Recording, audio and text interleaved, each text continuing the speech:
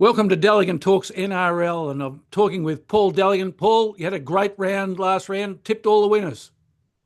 Well, tipped all, and that's it. So it takes me back to what Steve Roach, Blocker Roach, said on the footy show once. Balmain's won three of their last four. You can't do any better than that. And the scary part, no one laughed. No one picked up on it, but I did better than that, Professor. Pick the card if you don't mind. I'm not one to blow the trumpet, but I can hear a bugle going off in the background, surely. And what about the Big D guarantee? Got that one up too? Well, if we call it that, D for Dalligan, of course. Yeah, and it was a lot of pressure on. I was at a work conference, and I think I'd told half the conference and half of the hotel as well about it. So it's always good to get one right. Even a blind squirrel occasionally finds a nut, Professor, as they say. So Well, an excellence knows no bounds. that's it. So the only way is down, though, unfortunately, as we know. But I'm happy for the West Tigers. I like seeing them perform well. I think we'd already very close to got the red pen through the Dolphins, if we haven't already. You can put it through them now because I think they're gone. But the West Tigers is probably the story of the year. And they're sitting in a princely fourth spot entering round four. Who would have tipped that, Professor? Well, I would have tipped them to improve, but not by that much, Paul. But before we look at last round's results, how about we look at two of the issues that I think need to be discussed by you and I? Daly Cherry-Evans, very interesting interview with him. Well, it reminds me of what Paul Keating said about Canberra. If you want a friend in Canberra, buy a dog. I don't think in rugby league you could have done more for a club than Daly Cherry-Evans. Our former colleague Nick Tedeschi wrote a good article in The Guardian about it, people comparing it to Adam Reynolds. It's very different to Adam Reynolds. He was nearing the tail end of his career. Yes, he's played pretty well at Brisbane, but Cherry-Evans is one of the most durable players in the game. And yes, he's one of the oldest, but there is absolutely nothing in terms of risk for Manly to offer him a multi-year deal, which is all that he was asking for, and be paid at fair market value. I don't think with the Dylan Brown getting 1.5 million or whatever ridiculous amount it was, Cherry-Evans would have gone shy on the amount he wanted. But it's more to him about the security and finishing his career at the club that he's largely built the last 10, 15 years. So I think it's terrible by Manly, and they tried to cover their tracks by phoning into a TV show to make the offer, which was the horse had bolted. We don't need gelding to say what had to happen. I don't recall that ever happening in any sport, that someone phoning in after it's all over and saying, oh, we actually are going to offer him a multi-deal. So I think it's a terrible handling by Manly, and it's a disgrace. Yeah, you don't treat champions of a club like that. You don't have Napoleon winning battles and saying, we're going to have you on a battle by battle deal. You say to him, you're our general, we're behind you, and as long as you want to fight, we've got you. Now, within reason, of course, but again, there's nothing to suggest that Cherry-Evans isn't going to be one of the best halfbacks for the next 3 or 4 years, which is what he was asking for. So I can't work it out, and they've had a shocker, an absolute Barry Crocker. Yeah, I think it's a watch this space. The other one I wanted to talk to you about, Paul, was Ricky Stewart after the thrashing from the Sea Eagles. They stay in the discussion.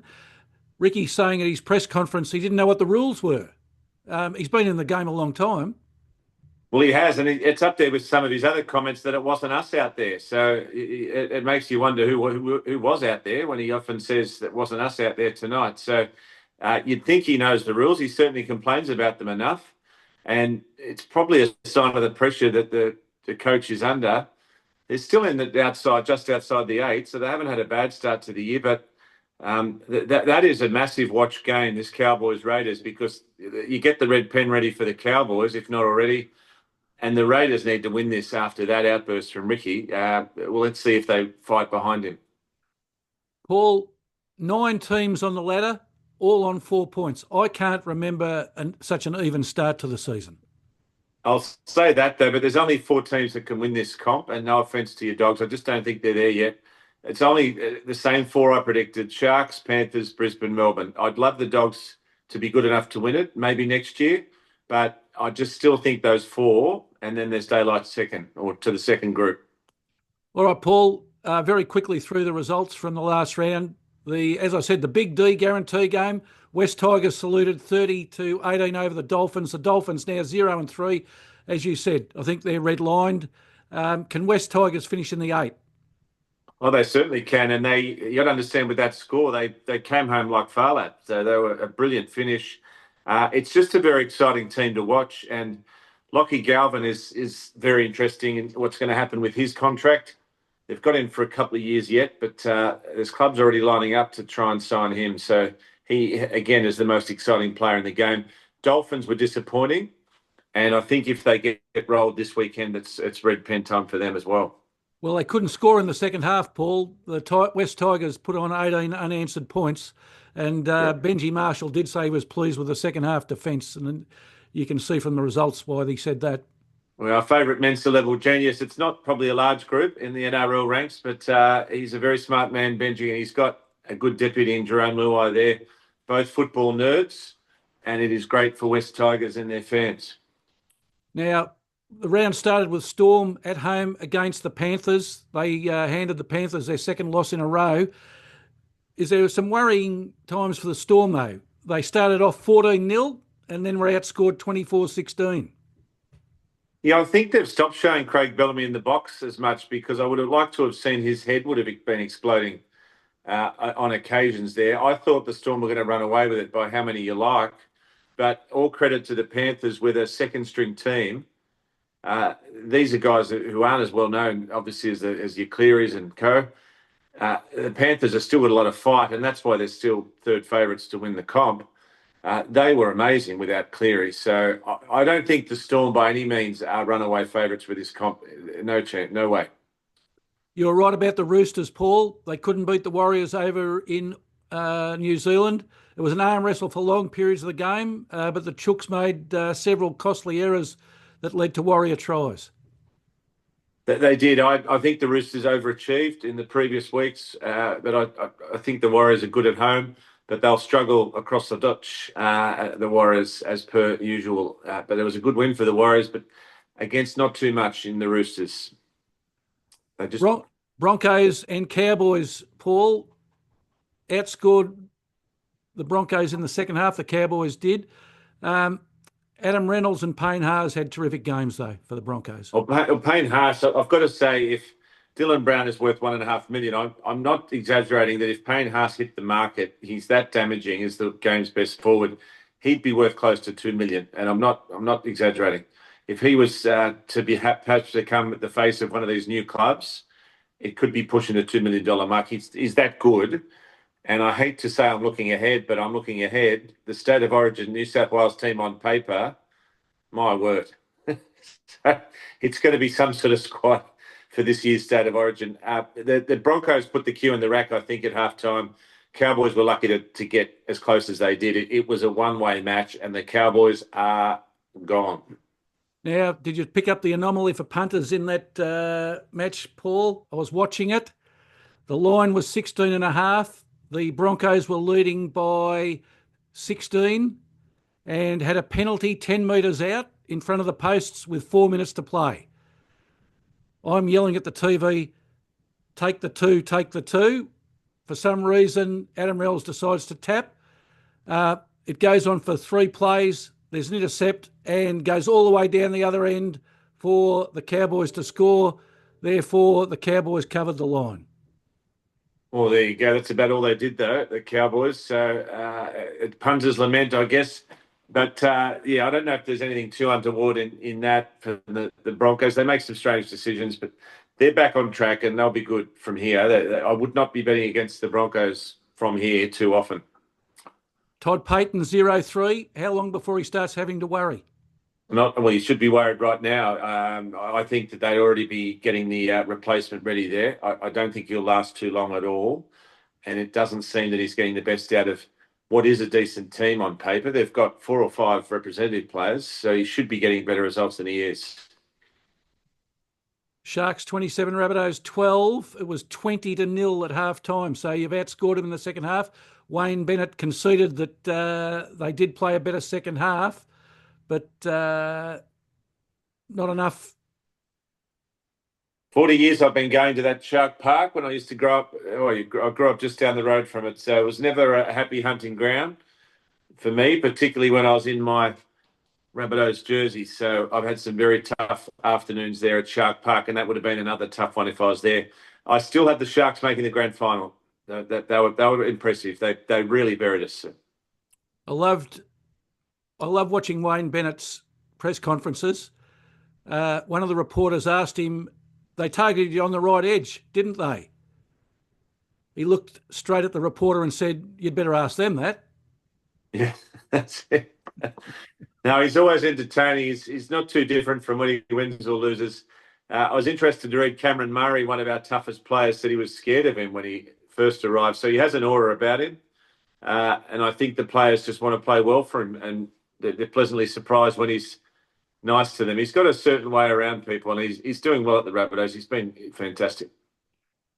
Titans bounced back to the winners list. 26 defeated the Knights, very disappointing 6. I tell you, the Titans are a smoky to sneak into the 8. I know that's come out of left field, but I was very impressed with that. They have one of the most impressive teams in the comp on paper. So I think they could be a smoky to sneak into the 8, the Titans. Jaden Campbell had a day out, 14 of 26 points. He did. And when you look at that team, you've got some amazing players there. Brimson, Campbell, Fodawaker, Campbell Gillard. I'm stunned that the Eels let him go. And Tino Fosamalawi. So, and a certain guy called David Fafita off the bench. So that is going to scare a lot of teams. And we'll get to the tips for next week shortly. Adam O'Brien said chasing the big plays didn't work.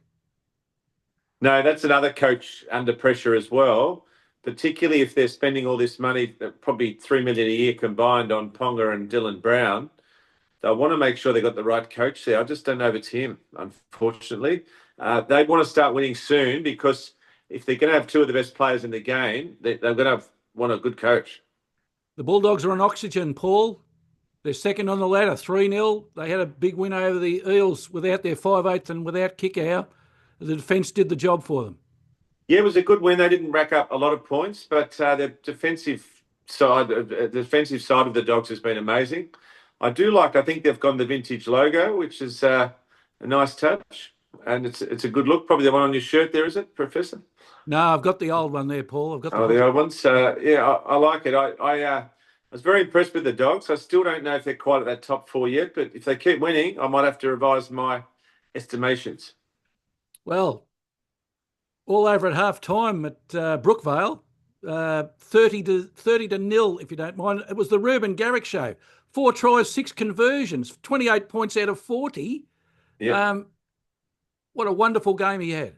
And he just had a new baby as well. So it's all happening. So he must have done that with little sleep, if my experience is any guide. So well done to Manly. I'm still annoyed at what they did with Cherry-Evans, though. I'm a very loyal man, as you know, and I really don't like the way they've treated him. I might be told there's more to it, but it just looks like it's a very, very cruel decision, and Cherry-Evans not standing for it at all. I think that has the potential to derail this season. The same way that the Eels season was gone, the moment Dylan Brown said, I love yous all, Jeff Phoenix style, but I'm off.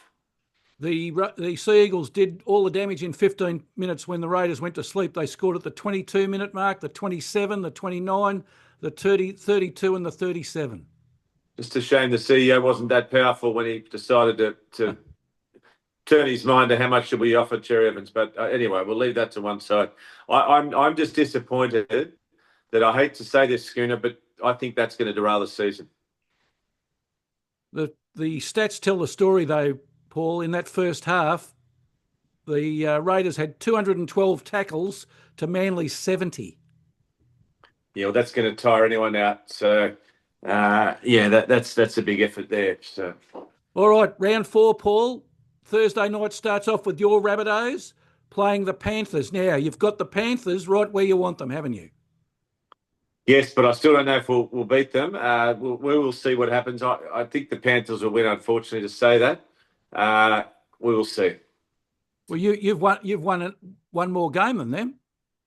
We have. We've added Ravalawa from the former Dragons player. He's slotting in on the wing.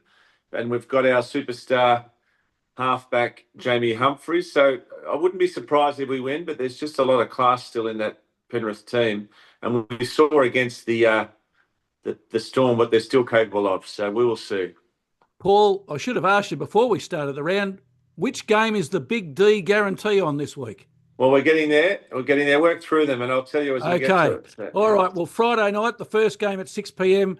Roosters, very disappointing across the ditch last week, playing the Titans, who I agree with you. I think they might be a smoky. I think they'll win this game. I do have some Roosters mates. Sorry about that, but I actually think the Titans will win, and I've tipped them. I'm leading the firm tipping comp. The CEO's a Roosters fan. It might not assist me at pay review time, but I'm tipping the Titans to beat the Roosters. So, yeah. The 8 o'clock game, the Dolphins, the very disappointing Dolphins against the Broncos, being played at Suncorp, so the Broncos won't be too upset about that. No, and the Broncos will win that, but I won't give the Big D guarantee on something that it's ING odds, as we call it. There's no point giving it out on that. You want a bit of excitement, Professor. They'll win the Broncos, but we'll save the BDG for the later game. All right, Paul, Saturday afternoon at Kogarah. No better place to be. The Dragons playing the Storm. I think the Dragons in real trouble here if they lose this game, and I think they will. So they're in for a season of disappointment. There was a bit of excitement about them. Did we tip them for the 8? I think we did. Well, keep talking, Paul, and I'll have a look. Yeah, I think we did, but they're not looking like it at the moment, and they'll lose to the Storm. As much as they might not like that in Sydney, that Storm are just going to be too classy for them.